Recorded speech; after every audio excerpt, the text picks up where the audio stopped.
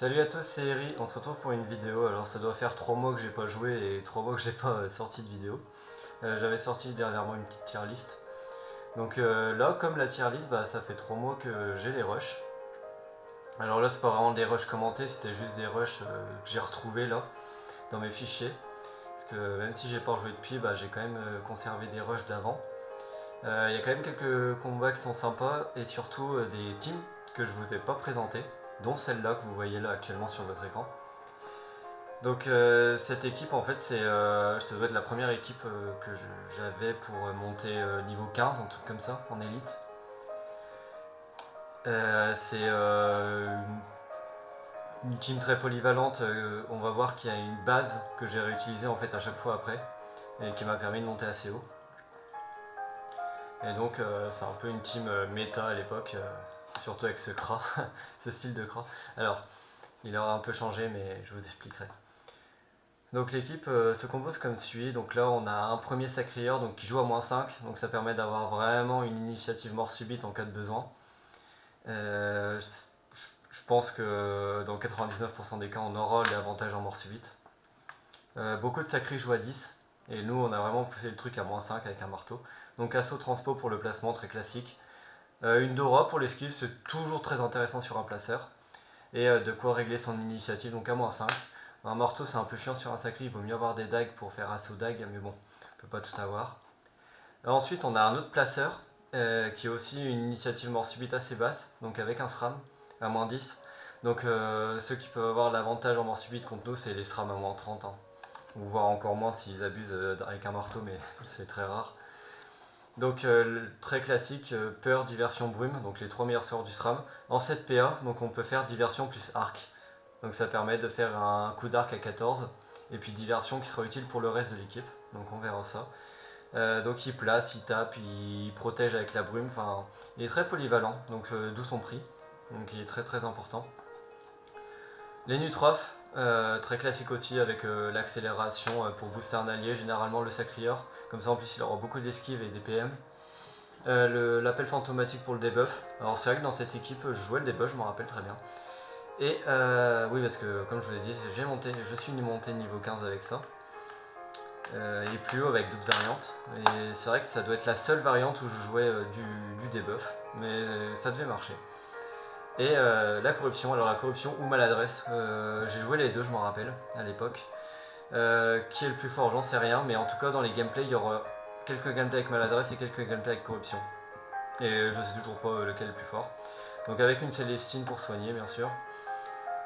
Un Osa très classique, donc Crackler et Corbeau, hein, tout ce qu'il y a de plus simple, avec la Célestine. Et le Kra, donc le fameux Kra magique, œil de lynx et tourmente visuelle. Alors il faut savoir qu'il y avait œil de taupe à la place de lynx, hein. Mais lynx rentre bien dans l'équipe, hein, parce que tout tape à portée. Mais il y avait taupe avant et c'était beaucoup plus fort. Et je vais vous montrer si je trouve très très très rapidement. Voilà, ça c'est l'équipe, donc une variante où je suis monté niveau 17, 17 avec. Donc je l'avais posté sur un forum et j'avais bien vu que j'étais monté 17 avec. Donc avec pareil le sacrieur placeur, donc comme l'autre équipe, au lieu d'avoir un SRAM qui booste avec la diversion, là on a un panda avec bambou. Et panda attaque en 7 PA, ça permet de taper super fort de loin. Le Kra, pareil, hein, qui a tout l'arsenal pour faire chier. Un roublard, donc le roublard bah, avec le coup de bambou il fait des pulsars avec la feinte à 34-35, un truc du genre. Je sais qu'avec diversion ça fait du 36. Donc avec bambou ça fait un peu moins ou plus si j'arrive à être de côté ou de dos. Et puis bien sûr avec l'Osa Crackler. Donc cette équipe elle est telle quelle. J'ai jamais rejoué parce qu'il y a taupe. Et je les ai jamais modifiées non plus. Donc elle c'était vraiment mon équipe la plus forte. Mais je vous présenterai pas des gameplays sur celle-là, donc c'est vraiment sur celle-là. Donc on verra bien ce que ça donne sur ces gameplays, donc qui datent d'il y a 3 mois. Et je fais le commentaire par contre aujourd'hui. Donc je connais l'issue des matchs, mais je me rappelle plus du tout comment ça s'est passé, s'est déroulé, etc. Donc ça va être intéressant. Alors voici le premier match. Donc je suis contre Karazen, j'ai vraiment pas mal joué contre lui à la fin. Enfin à la fin, quand on a un peu arrêté de jouer un peu tous ensemble. Donc lui il joue une équipe, c'est déjà présenté. C'est trois personnages. Panda qui lance un allié, un SRAM qui pose 2 pièges qui a 8 PA pour faire aussi 2 coups sournois puis une brume. Et un autre panda qui a Karzam, donc en 8 PA pour lancer un adversaire, il a pas mal de PM aussi. Et il a aussi la flasque explosive qui permet de faire 2 flasques aussi par tour quand il n'a pas besoin de placer un allié. Donc le but c'est tout simple, c'est juste de poser un piège et de lancer un de mes personnages dans le piège grâce à Karzam plus 6 PM je crois sur son panda. Donc ça permet vraiment d'aller très très loin. En plus le Karzam c'est vraiment dur à anticiper pour ne pas se faire piéger. Bon, la dernière fois, il avait joué contre ma team bombe haut, donc la bombe haut c'était vraiment très très efficace contre sa team parce que ça l'annulait complètement. Là, j'ai pas de retrait PA ou j'ai pas de retrait de capacité, on va dire, comme la guigne. J'ai du retrait PM, un peu de retrait PO avec la tourmente, mais bon. Donc, déjà là, il commence. Je pense que j'aurais dû anticiper que dès le tour 2, bah, il pouvait lancer son panda ou juste le porter pour que je me prenne des flasques explosives sur 3 personnages. J'aurais dû peut-être faire la tourmente dès le premier tour. Et donc mais voilà, plutôt entamé, et puis j'ai que des Célestines pour soigner, donc c'est pas le plus efficace. Donc là ce que je décide de faire c'est d'envoyer mon craqueleur carrément. Donc grâce à mes 2 placeurs, mon sacrieur il a bien sûr fait une première transposition sur le craqueleur, puis mon SRAM peut faire 2 peurs pour encore avancer le craqueleur. J'ai pu faire une diversion pour mettre le panda de dos par rapport au craqueleur. Le craqueleur il va taper 2 fois de dos. Mon Enu qui commence à être entamé aussi, il faudra peut-être pas le perdre parce qu'au moins il a du debuff. Et le debuff c'est bien pour debuff justement parce que j'ai dit que le panda il avait flasque explo mais il a aussi picole qui rajoute de l'esquive et qui booste la flasque explosive. Même si le sort n'est pas obligatoire dans une flasque explosive, mais toujours intéressant le boost pour 100 kma. Et donc bah voilà, il fait déjà sa brume, donc la brume qui permet d'éviter que mon craqueleur lui fasse trop chier. Bon, en plus, je pense qu'il va le balancer un peu où il veut grâce à Karzam et tous ses PM. Donc c'est cool. Par contre, je vois ses PV 95. Ouais, s'il a 95 PV, c'est-à-dire qu'avec les 75 de base, oui, il a les 2 items OA. Donc en fait, il a 6 PM son panda parce qu'il a un Tiduk et un Dofus Ulbis. Donc le panda, il a 60% d'esquive de base grâce au Tiduk et à la picole. Et 6 PM, donc en plus de ne jamais se faire tacler, bah, il a beaucoup de mobilité et puis il peut nous lancer un peu où il veut. Donc pour l'instant, il n'y a toujours pas de piège en vue, mais je pense que dès le tour prochain, ça va être facile à faire. Là, je l'avais entravé grâce au craqueleur, mais ça va être compliqué, je pense. Je pense que facilement, je vais me le prendre ce tour. Comme je vous ai dit, j'ai complètement oublié. Là, j'ai mon Osa Modas en avant, donc je dirais qu'il va attraper mon Osa. Je pense que j'avais peur qu'il m'en trappe un autre. Est-ce que l'Osa c'est vraiment le point faible de mon équipe? J'en sais rien. Donc voilà, là il m'attrape. Donc j'ai plus d'Osa Modas déjà. Mais ça c'est normal. C'est le but des trappes, de jouer avec un personnage en moins, sauf si on arrive à le contrer. Mais là, une trappe Karzam avec autant de PM c'est très compliqué. Mais je me laisse pas avoir, je crois que je sais où est un de ces personnages, sûrement avec le calcul PM. Je me rappelle que j'ai focus une case en particulier. Donc voilà. Là, comme je vous ai dit, c'est la version avec maladresse. Donc j'ai maladresse et j'ai pas corruption. Je pense que les 3 premiers combats, j'ai la maladresse. Et les 2 derniers, je vais vous présenter avec corruption. Je sais toujours pas lequel est le plus fort. Juste que les 2 sont trop forts. Et j'ai tué son premier panda, son panda placeur. Donc voilà, donc en fait, je savais où il était, j'avais dû faire un calcul. C'est toujours possible de calculer avec les PM restants, où est-ce qu'il place, où est-ce qu'il lance ses sorts. Il y a toujours des stratégies. Ou alors j'ai bien visé, peut-être, j'en sais rien. En tout cas, je l'ai tué. On voit que j'ai utilisé le poison en plus pour le tuer, donc c'est que je devais vraiment être sûr de mon coup. Et donc lui, il a quand même un placeur en moins, c'est cool. Je crois savoir l'issue de ce combat. Et quand ça va exactement se finir, je sais pas. Donc là j'ai mis mon Enutrof sur la case soin parce que actuellement c'est le seul soigneur. Mon Osamodas est mort et lui aussi il avait une Célestine mais là il a plus de Célestine. Enfin, mon Enutrof c'est le seul à avoir une Célestine. Donc pour l'instant j'ai plus qu'un seul soigneur et vous savez, là il fait ses flasques explosives un peu comme il veut. Même si je lui retire un PO avec la tourmente, eh ben, il peut quand même m'atteindre un peu quand il veut. Là, en plus, il y a eu un petit dieu panda, et ça se trouve, ça lui a soigné un petit peu. En tout cas, moi, j'ai très peu de soins, donc la moindre flasque explosive, j'arriverai jamais avec ce sort, euh, me fait trop mal, tout simplement. Donc moi, je peux booster quand même mes dégâts. Ouais, je mets un coup d'arc. Là, je fais une pelle fanto. L'avantage de la pelle fanto, c'est que ça lui a debuff son picole. Comme la flasque tape du 7, et bah 2 flasques c'est 14 et mon Enitrof à 16, donc pour l'instant il meurt pas, même si je le cache un peu. Ah, j'ai la tourmente de disponible, c'est-à-dire que le tour d'avant, bah, il s'est vraiment avancé pour m'en taper le plus possible alors qu'il avait tous ses PO. Voilà, donc là, un problème. Il y a Chloé Oli en carte Dieu, donc ça a été patché hein, entre temps. Mais à l'époque, il y avait encore Chloé Oli qui pouvait apparaître à un moment comme ça, random. Au lieu que ce soit que du premier tour, bah, on pouvait l'avoir là, je sais plus quel tour on est, que tour 7.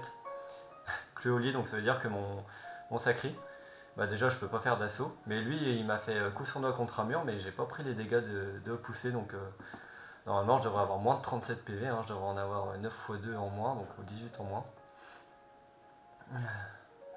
Ça fait 19 PV, normalement je devrais avoir 19 PV, donc c'est ridicule d'avoir Chloé Oli en plein milieu.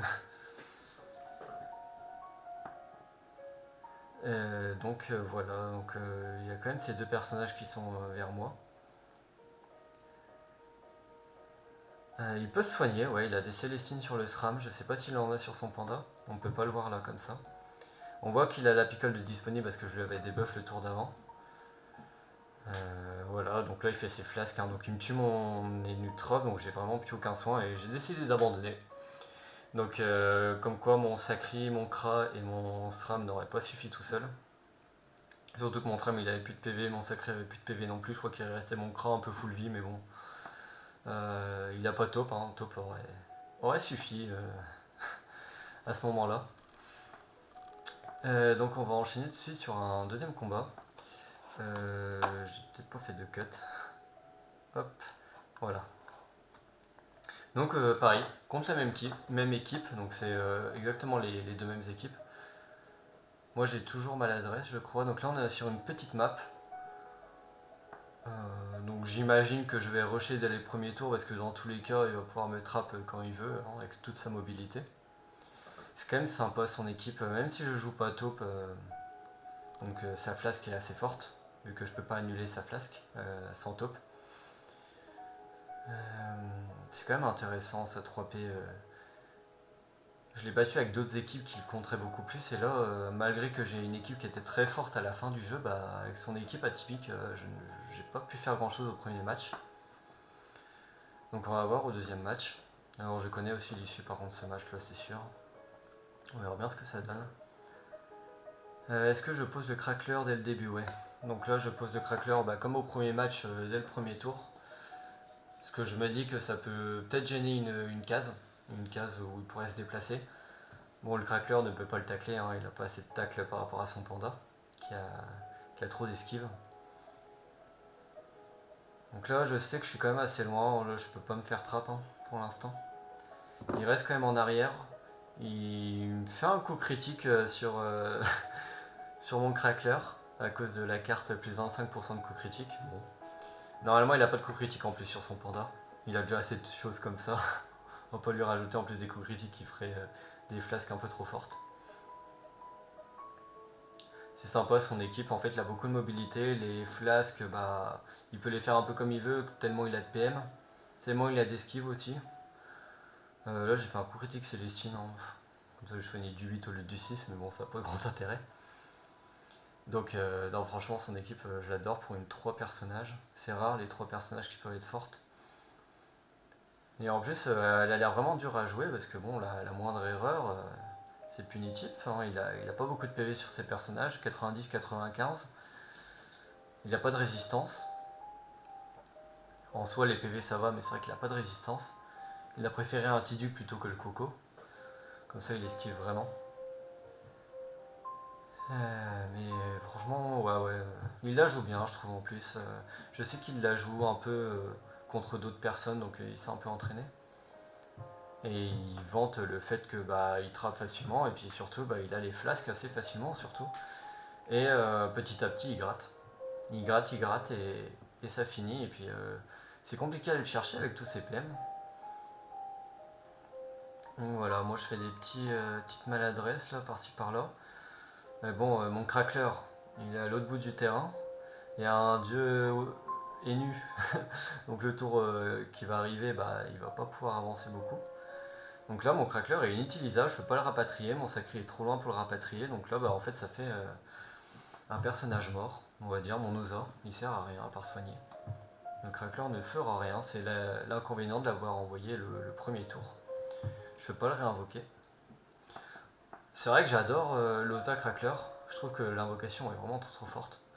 Mais dès qu'il y a la possibilité pour l'adversaire de l'envoyer un peu où il veut et le temporiser avec des retraits PM, etc., en fait le crackler il est vraiment éclaté comme ça. Bon, faut pas dire ce que j'ai pas dit, hein, le crackler est très fort de base. Mais c'est vrai que quand on peut le balader, on peut l'envoyer partout, quand on a des placeurs, on a des retraits PM, franchement, vous laissez le crackler en vie, vous essayez de jouer sur un futur Dioza qui pourrait arriver, et par contre là, deux crackers sur le terrain, ça pourrait faire mal, mais ça peut ne pas arriver. Et bah, dans ces conditions-là, le Zamadas ne fait rien. Donc là, bah, il est dans sa brume, hein, il prépare son trap tranquillement. Moi, je tape un petit peu. Voilà, là, il a envoyé son panda. Donc on voit que tous ces personnes ont encore tous leurs PV, donc j'ai vraiment tapé personne. Il y a juste le panda où il a perdu 10 PV. Donc il m'a attrapé, qui bah, mon sacrieur. Et le sacrieur, c'est qui bah, c'est mon placeur principal. Et je vous ai déjà montré dans une vidéo que perdre son placeur, c'est vraiment trop dur. Je ne peux plus placer mes personnages, même s'ils tapent un peu tous à portée, bah ouais, mais bon, je reste prévisible. Hein. Bon, j'ai encore mon SRAM qui a peur, mais ça va être ridicule. Un SRAMper tout seul, c'est vraiment pas du placement efficace. Mon crackler, déjà qu'il est loin de tout, bah déjà sans sacré, je vais même pas pouvoir le rapatrier. Là, il se met où il veut, hein. Y a pas de souci. Mon crackler ne le gêne pas. Et bah, il recule, il soigne. Ça fait qu'il a attrapé en fait sans contrainte. Moi, il m'a tué mon placeur, moi je lui ai rien tué.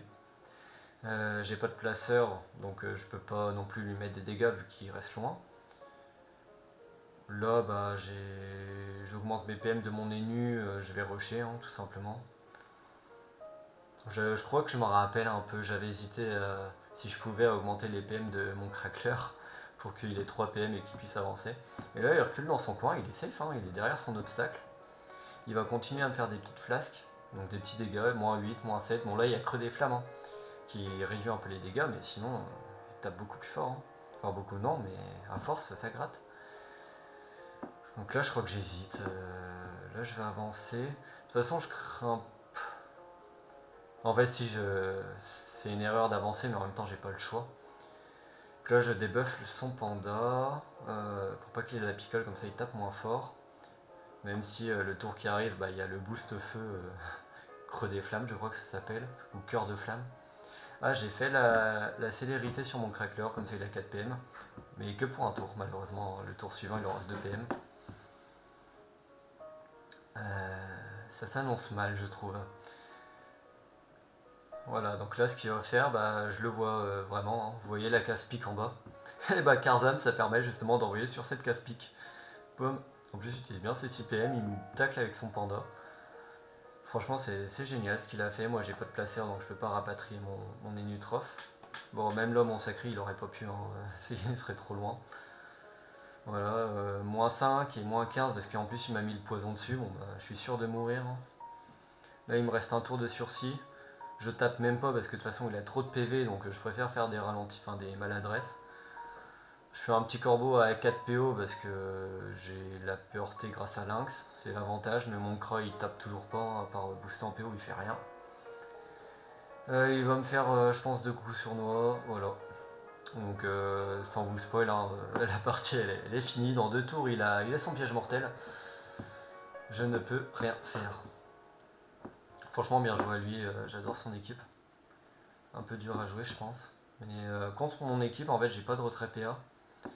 C'est vrai que moi j'avais gagné contre lui, c'est quand je jouais la bombe haut, et la bombe haut en plus elle retire 2 PA pour son SRAM, donc il peut même pas poser de piège en zone, donc ça permettait de toucher un peu tout le monde, même s'il portait un de ses alliés. Donc là c'est bien, j'arrive quand même à envoyer le crackler et à quasiment tuer son panda. Je crois que je vais le tuer grâce au poison si je me trompe pas. Donc voilà, il a son panda en moins. Mais bon, il repousse mon crack. Moi je peux pas pousser avec mon SRAM parce que mon Osa gêne. Je peux pousser que d'une case à la limite sur la case de bombe. Il finit tout le monde. Je me demande si j'ai pas un crackler du coup de disponible ou si je viens de le réinvoquer. Je vous avoue que j'ai pas suivi ce détail. Bon, je peux quand même taper avec un coup d'arc à moins 15 grâce au cœur des vents. Ouais, je peux réinvoquer le crackler. Donc là, bah, en fait, je vais mettre un peu la sauce au panda. Mais là, l'inconvénient, c'est que mon Kra joue après mon Osamoda, c'est-à-dire que le crackler gêne la ligne de vue de mon Kra. Alors que là, si je pouvais rajouter 2 flèches magiques de dos, donc de dos c'est du 10, 9,8, donc très souvent du 10. Ça aurait fait des dégâts en plus, donc ça aurait été sympa. En plus, il y a le jeu panda qui arrive le tour suivant, donc ça va le re-soigner. Il se soigne avec la Célestine. Je pense qu'il va envoyer bouler mon crackler voilà, sur la case. La case va le tuer. Je peux. Je pense que je vais pouvoir taper un peu son panda, j'imagine. Mais pas beaucoup, hein, de toute façon, il se re-soigne derrière. Voilà, en plus, il y a le dieu panda. Mes flèches magiques, bah, je suis un peu obligé de me faire un œil de lynx pour éviter de trop me rapprocher. Parce qu'en fait, il y a déjà le trap de disponible. Et il a les 6 PM, hein, 3, 4, 5, 6. Je pense qu'il pouvait me trapper s'il voulait, mais là, il reste safe.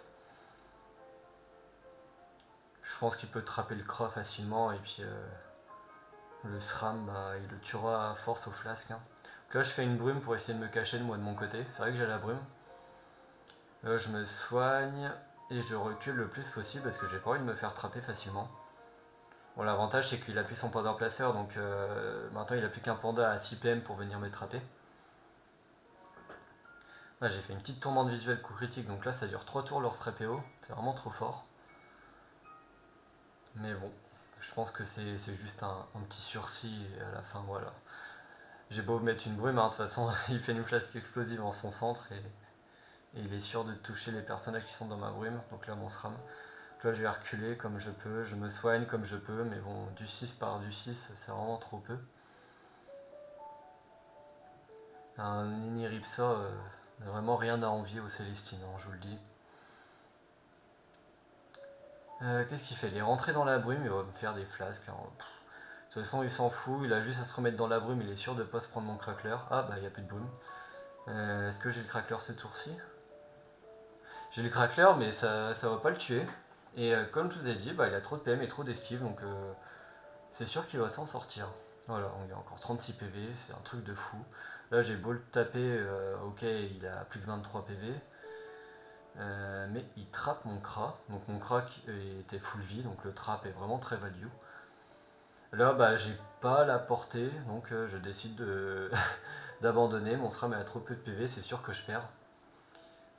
C'est pas avec un coup d'arc miraculeusement placé et puis les corbeaux, si je suis assez avancé, qui vont suffire. C'est largement normal que j'abandonne celle-là. Hein. Donc là, une autre game. Alors, moi c'est toujours la même équipe, mais là il a changé, il joue une team démence.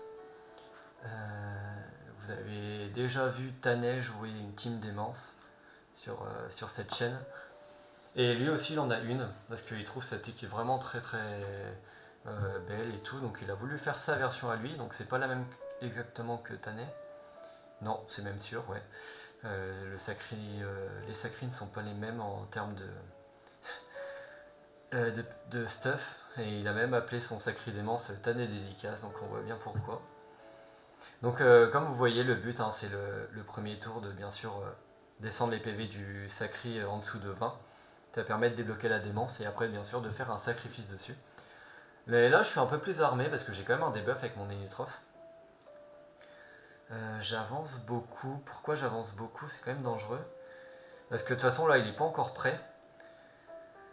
Et je ne pense pas qu'il puisse se taper pour débloquer la démence et me taper moi derrière. Avec la démence, je pense que c'est trop compliqué. Ça reste du full cac. Donc là j'avance, j'ai pas peur d'avancer en fait, parce que je sais que je vais pas prendre la sauce. Et mon but à moi c'est de pas me faire tuer mon Énutrophe, parce que vous savez que la démence, là comme elle est, euh, en fait il se place de dos grâce au premier sacri, il fait le switch et puis après il fait Fury démence, hyper boosté. Donc vous n'êtes pas sans savoir que ça tape facilement du 80, donc mon Énutrophe il a aucune chance. Voilà, il fait sa petite démence dans le vide s'il veut.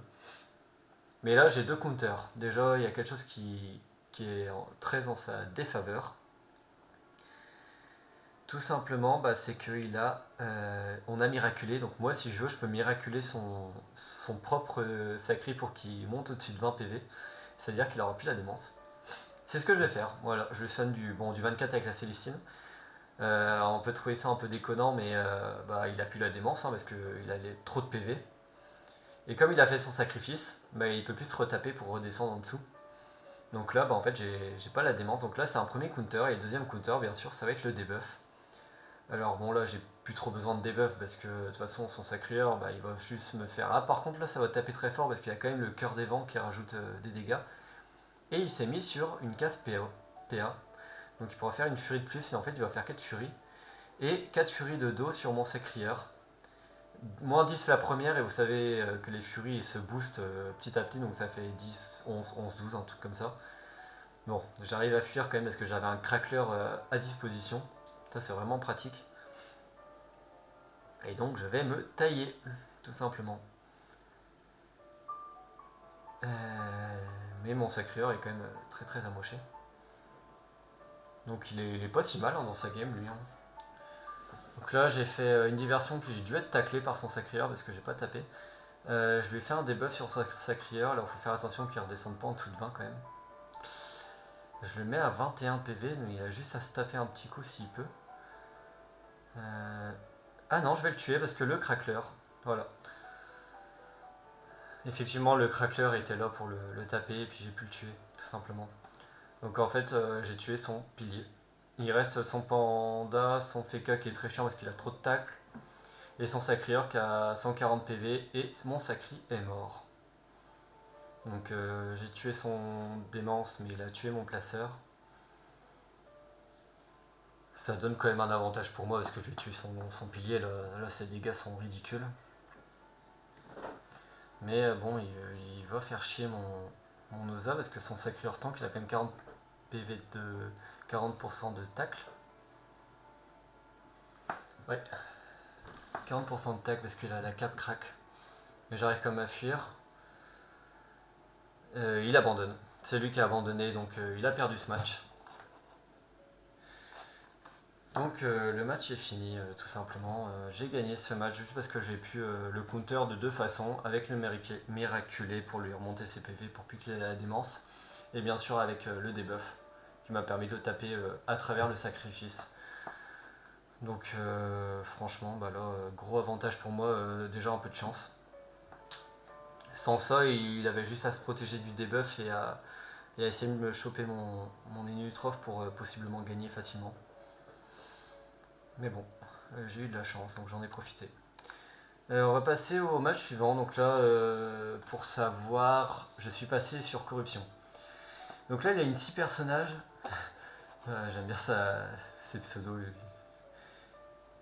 Enfin discipliné, harceleur du collège, enfin bref. Donc voilà son équipe, il joue une équipe très distance. En 6 personnages. Pour l'expliquer assez court, un sacré placeur, un Kra avec chercheuse et tourmente. Donc comme ça il tape de loin. Il entrave un Osamodas avec le Tofu Picture, donc juste pour faire des dégâts de loin, il a rien d'autre. Un Eka donc qui a tout rien et roulette, et je pense qu'il a un arc. Parce qu'il a pas loterie. Et je crois qu'il a un arc du coup. Parce que soit vous jouez loterie, soit vous jouez un arc, mais loterie à la longue fera toujours plus de dégâts que l'arc. Si vous faites une suite logique de RNG, etc. Enfin, j'ai plus les termes mathématiques, mais sur beaucoup d'essais, loterie fera toujours un peu plus de dégâts. Mais l'arc est constant, c'est ça l'avantage. Vous êtes sûr de faire ce genre de dégâts. 10 ou 11, ça dépendra de l'arc. Il a un Sadida, bah bien sûr pour faire le tremblement. Hein. Il faut tuer le tofu pour qu'il le réinvoque le tour suivant. En plus ça rajoute des dégâts. Donc là je pensais m'être placé efficacement pour pas qu'il me fasse un tremblement parce que le tofu va quand même se foutre derrière un obstacle. Mais je sais pas comment il fait. Alors je pense que les joueurs de Dofus ils trouvent la ligne de vue, mais là où son Sadida est tout en haut, il arrive à faire un tremblement sur mon tofu. Donc oui, quand on le voit là, effectivement, on voit la ligne de vue, le trait droit qui peut le choper. Mais bien joué à lui. Et donc bien sûr, son dernier personnage, hein, c'est un Niripsa, donc je pense que par contre qu'il a que revitalisant, je pense pas qu'il est dark. Ça m'étonnerait. J'ai isolé son Nozamodas grâce au vent attirant, donc il n'y a pas pensé, dommage à lui. En plus j'avais le lynx sur le sacrieur, donc j'ai pu faire un assaut à 3 PO. Et j'ai tué en un tour parce que quand je fais diversion, arc, pelle fantomatique, un crackler et un cra, les deux magiques, je tue facilement des personnages de base, on va dire. Donc, est-ce qu'il y a une limite de caractère ou pas? C'est le pseudo du cra, très marrant. Et effectivement, sur le builder, vous pouvez écrire ce que vous voulez dans les pseudos des personnages. Donc voilà, donc j'ai quand même tué son Osa. Lui, il m'a isolé mon sacrieur, mais il me le tuera pas. Hein. J'ai trop de PV. Le père qui travaille dur pour le pseudo de son sacrieur. Donc moi, l'avantage c'est que j'ai une Dora, donc normalement j'esquive à coup sûr. Voilà. Mais on est sous roulette. Et mon assaut et mon transpo pour fuir, en fait je me suis pris 12 dégâts. Donc là j'ai vraiment plus de PV, sachant qu'il a flèche chercheuse. Donc vraiment beaucoup de portée. Je me soigne, mais avec le Dioyer je me soigne pas beaucoup. Faut faire attention, il y a une patte DK et un poison, donc si je me mets pas devant pour boucher les lignes de vue, je vais prendre très cher. Hein. Je me soigne et je me mets quand même devant avec mon Osa. Et je pense qu'avec mon Kra, je vais me mettre devant le Sacrieur aussi pour bloquer les lignes de vue. J'espère que je fais ça. Mais mon Kra, en fait, il a plus de PV non plus, donc qu'est-ce que je fais? Ouais, bon, mon Sacrieur est quand même assez safe. En gros, là, 1, 2, 3, 4, 5, 6, la ligne de vue, s'il veut taper avec chercheuse, elle est là, à la place de son sacrieur. Il pourrait me taper mon sacrieur à moi. 1, 2, 3, 4, 1, 2, 3, 4, oui, ça passe. Mais bon, là, je me suis re-soigné de toute façon. Mais il va taper mon Kra. J'aimerais bien savoir si son Eka... Oui, il a un arc. Il m'a tapé avec l'arc. J'irai quand même vérifier. Et oui, sans ça dit, il a ronce et tremblement. Voilà, il avance tranquillement, il se soigne, il n'y a pas de souci. Est-ce qu'on s'en est à un arc? Non, je pense pas. Hein. Il va juste se soigner tranquillement. Et mon Kra a 10 PV, mon Sacré en a 14. Je pense que le reste a pas trop mal de PV. Bon, le SRAM... Ouais, je suis quand même obligé de faire une diversion arc pour tuer son Kra. Je tue son Kra, c'est cool. Je pense que je vais me soigner, hein, mon Sacriar. Ce serait bien qu'il reste un peu en vie quand même. Je me soigne un peu mes personnages, mais bon, le soin n'est pas ma force. Taper son ennemi, est-ce que c'est vraiment utile? Il se soigne.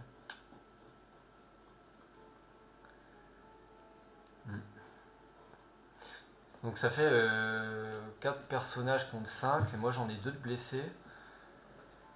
Il met son Sadida sur la case dégâts, donc est-ce qu'il va me faire une grosse ronce? C'est possible, hein. Ouais, il n'hésite pas à avancer, voilà, il fait du moins 15. Est-ce que ronce... Ah oui, puis pas de dégâts, il est sûr de me tuer mon Kra. Donc on passe à 4 personnages contre 4 personnages. Mes personnages sont peut-être un peu plus forts individuellement que les siens, parce que moi c'est 5 P de base et lui c'est 6. Donc comment ça va finir, mystère? Donc le combat est assez équilibré, c'est cool.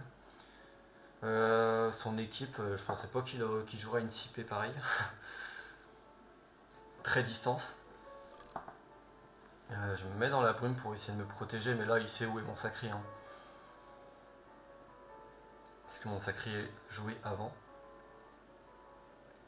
Ah, là j'ai plein de PM, ok, je me soigne, je me booste. Boost PM mon Inutrof. Oui, je booste pas PM le sacreur parce que bon, bah, s'il meurt, le boost PM aura servi à rien. Est-ce qu'il est capable de me tuer? Je ne pense pas. Alors, il a fait une roulette, je pense. Ouais, il a fait une roulette, il me fait une ronce. Et si, il a un arc sur son Neni Ripsa. Donc en fait, il a les kamas pour avoir un arc aussi sur son Neni. Bah, bien joué à lui. C'est cool pour lui. Bon, bref, il m'a fait le poison, donc je meurs. Je vais essayer de lui taper sa Dida. Et je suis sous roulette, hein, donc là je tape, mais moi j'ai pas de soin, enfin à part mon Osa. Et roulette contre des Célestines, vraiment vous êtes trop bien, c'est ce qu'il faut faire. Abuser de la roulette, jouer roulette. Jouer un écart roulette, vraiment vous ne le regretterez pas, je vais apprendre à parler. Et surtout, jouer un Eneripsa Revita avec bien sûr, hein. Il faut que vous soignez aussi votre roulette. Donc voilà, il tape mon crackler, comme ça bah, pendant 3 tours je vais pas pouvoir l'invoquer.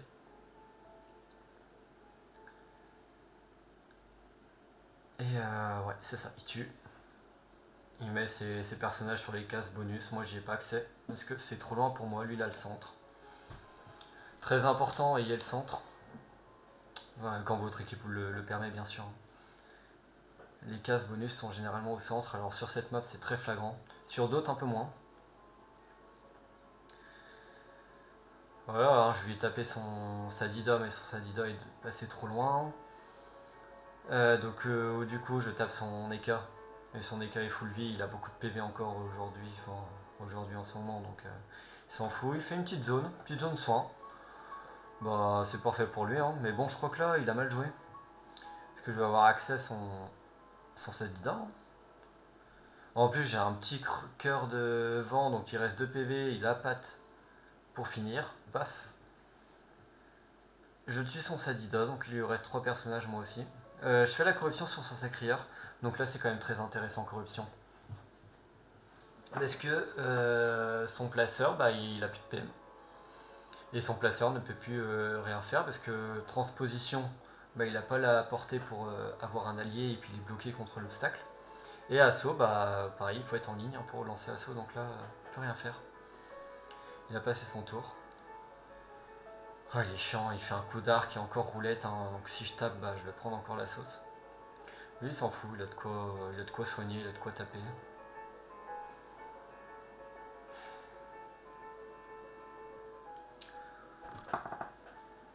Oh, franchement bien joué là, là c'est bien ce qu'il fait. Faut savoir qu'avec corruption, vous pouvez tenter un détac facilement, hein. Faut savoir que corruption retire 40% de tacle aussi à l'adversaire. Donc vous pouvez esquiver comme vous voulez. Je regarde juste un truc, excusez-moi. Ok. Ouais bon, il a quand même réussi un peu à placer. Comme d'hab il soigne, donc bah, je peux plus le tuer. Hop, je mets un coup d'arc, j'ai fait un coup critique donc j'ai tapé du 17. Je peux mettre deux gros coups de crackler, c'est génial. Lui fait un coup critique assaut, donc il tape fort. Je crois qu'il a fait... Non, même pas, je vous ai dit une connerie. C'est vrai que les dégâts ont un peu changé, donc lui il me tue mon Osa, donc je préfère abandonner. Tout simplement. La partie était finie et lui il a très bien joué. Donc mon équipe qui était très forte à la base, sans taupe, c'est vraiment un calvaire, hein. Vraiment taupe, Macari à l'époque. J'ai pas peur de le dire, ça Macari. Et là il joue une autre équipe, donc c'est, si vous connaissez, peut-être un peu pour les plus vieux, c'est l'équipe de Poc. Poc qui était un excellent joueur, qui jouait justement une team horloge, et là c'est exactement la même. Donc les initiatives sont un peu cassées, mais sachez que ça commence par le SRAM qui est là, qui est peur, diversion, brume, hein, tout simplement, du soin. Un Unitrof qui débuffe juste après et qui augmente les PM du Xelor. Et qui doit avoir la maladresse de mage, j'imagine. Après, ça fait un panda qui lance. un EK contrôle, donc guigne et fascination, et un Xelor qui arrache tout avec une grosse horloge de dos, et boosté avec 2 PM et boosté avec des dégâts hauts. Donc moi j'ai ma team de base, encore la même, donc là avec corruption aussi à la place de maladresse. Une map un peu ouverte, donc les horloges peuvent vite me choper. Alors moi du coup avec l'initiative très cassée, on a l'impression que mon Kra il joue avant le sacrieur, alors que normalement mon Kra est très haut et mon sacrieur est très bas, mais lui il est encore plus haut que mon Kra. Donc on a l'impression que mon Kra il joue en premier. Alors que normalement l'ordre d'initiative c'est qu'il joue en dernier. Mais c'est pas trop grave en soi. Pourquoi ça parle? On va remettre un peu de musique comme ça.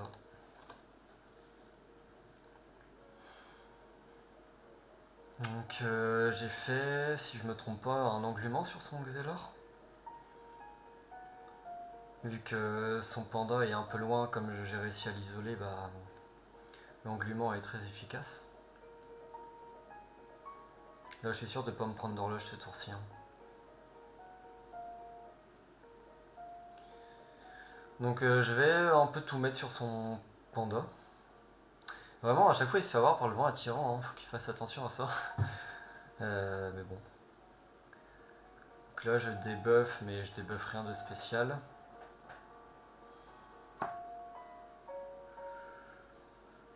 Excusez-moi. Ouais c'est ça, son Enutrof à la maladresse de masse. Donc là je mets tout, hein. Je mets un crackler. Son panda est à ma merci. Sachant que son panda est son placeur principal, bah tant mieux pour moi.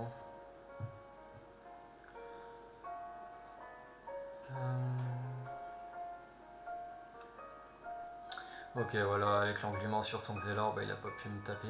Peut-être qu'il pouvait se debuff son Xelor pour pouvoir me taper, mais bon. Ah il aurait pu faire ça, se debuff son Xelor pour me taper, mais bon il aurait pu la momification du coup. Là je crois que je vais aller tout mettre sur son panda, là je mets un peu du temps pour jouer. Ah non, j'ai été englué.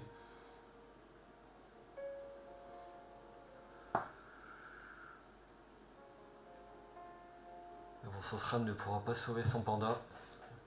Même s'il fait une brume, bah je sais où il est. Hein. Son panda a pas bougé donc je vais taper là. Avec la diversion je vais booster mes dégâts, je crois que je vais faire une pelle fantomatique de dos. Hop. Son panda n'est pas encore mort. Je vais sûrement faire un corbeau, sans ligne de vue. Je sais pas s'il arrivera à sauver son panda.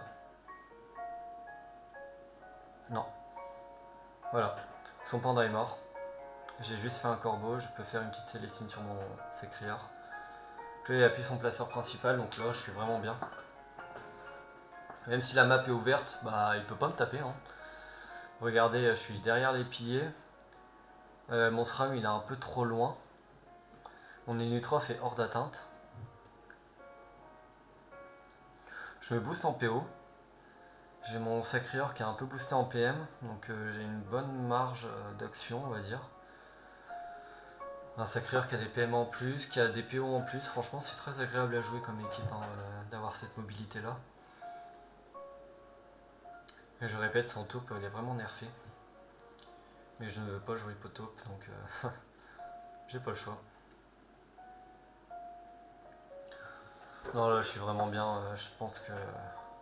Voilà, il a décidé d'abandonner, hein. Et pourtant je lui... Si je vois bien, je crois que je lui ai même pas tué son Xelor. Hein. Juste que bah, il peut rien faire. Vous voyez comment le fait de tuer le placeur bah, nous donne un trop gros avantage en fait. Mes personnages ils sont full vie, il a plus de placeur. Il s'est fait isoler à cause du vent attirant, il a pas bien regardé. Donc j'ai puni directement. Donc voilà, j'espère que cette vidéo vous aura plu quand même. Même si c'est des vieux gameplays, bon bah ça n'a pas changé. Hein. C'est toujours le même équilibrage. Les bugs, il n'y a plus de bugs, etc. Donc le builder est très bien comme ça. Il n'y a pas eu de... Il n'y a pas eu de Zobal en plus, c'est très bien comme ça, c'est parfait.